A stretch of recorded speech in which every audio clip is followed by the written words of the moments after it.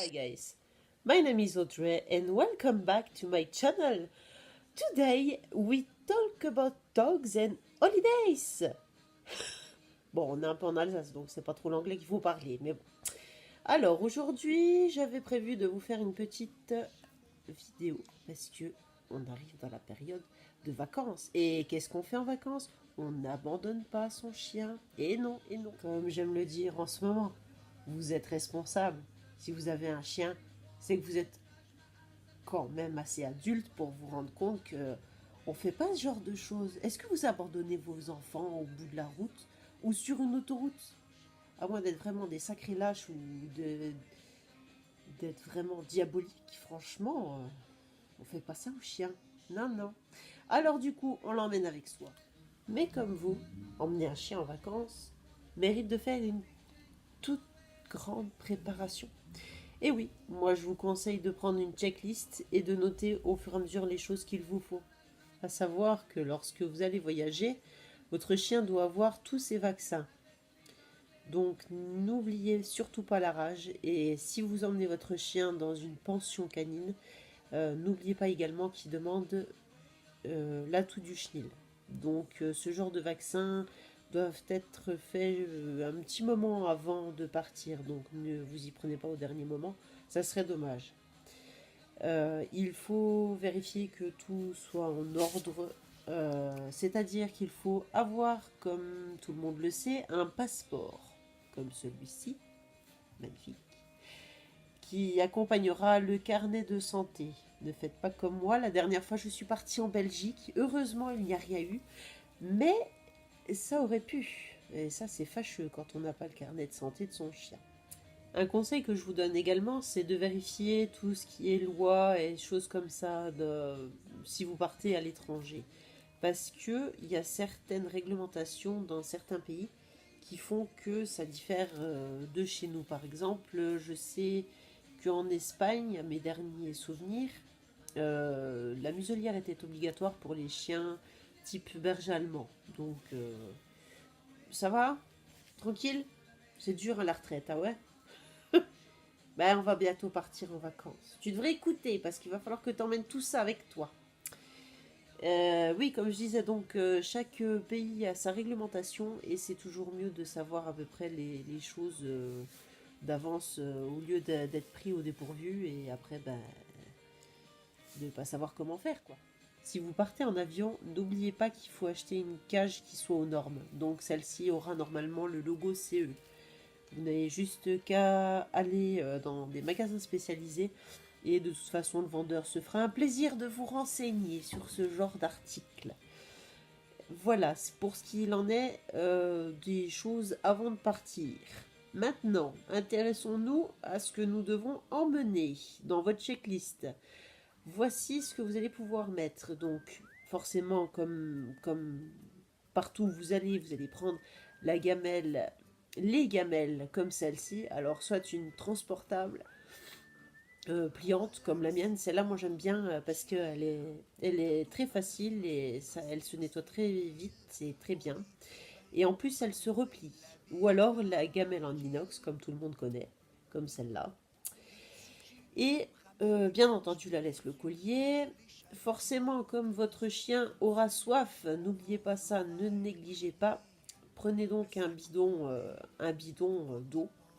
Donc moi, ce que j'avais pris, c'était un bidon comme celui-là, là. C'est un bidon pour les faire à repasser. Donc une fois que l'eau elle est partie, du coup je l'ai rincé et ensuite j'ai mis de l'eau normale. À cela s'ajoute bien entendu tout ce qui est croquettes, tout ce qui est friandises et tout ce qui est jeu également. Vu que nous avons construit la dernière fois un snuffle mat, je vous rappelle la vidéo dans le lien en dessous. Vous pouvez l'emmener aussi. Et surtout, n'oubliez pas le couchage pour qu'il se sente comme chez lui. Ça sera merveilleux, vous verrez. Et aussi, une chose très importante que je ne vous ai pas dit avant, c'est prenez des serviettes avec vous. Parce que si le trajet est long et qu'il fait très chaud dehors, le chien risque de faire un coup de chaud. Et ça, c'est très fâcheux, surtout quand on n'a pas la clim. Voilà, voilà, j'en ai fini avec tout cela. Juste à l'issue, j'ai mis quelques images des éléments qui composent ma trousse de premier secours pour le chien. Donc si vous avez des autres idées et puis si vous voulez rajouter pardon, des éléments, il n'y a pas de souci, faites donc. Et vous pouvez même commenter pour éventuellement euh, garnir un petit peu plus cette trousse. Mais je trouve que déjà tout ce qu'il y a dedans, c'est déjà pas mal.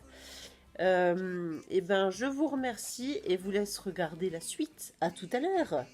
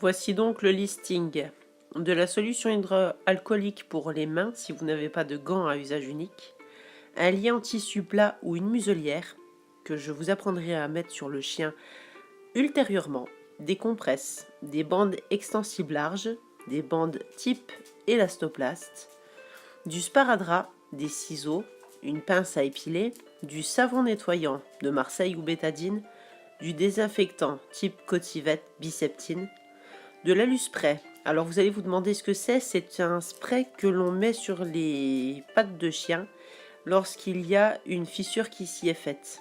Et ça rebouche et ça désinfecte en même temps. Un thermomètre, des crochets attiques de plusieurs tailles, des attelles de pattes avant et pattes arrière, une couverture de survie, une bâche, éventuellement pour transporter le chien si besoin, et une lampe torche parce que vous serez bien content d'en avoir une s'il fait nuit. Voilà, j'espère que cette vidéo vous a plu. Merci à vous de me suivre et de vous abonner. N'hésitez pas à commenter et à partager la vidéo de ma chaîne YouTube.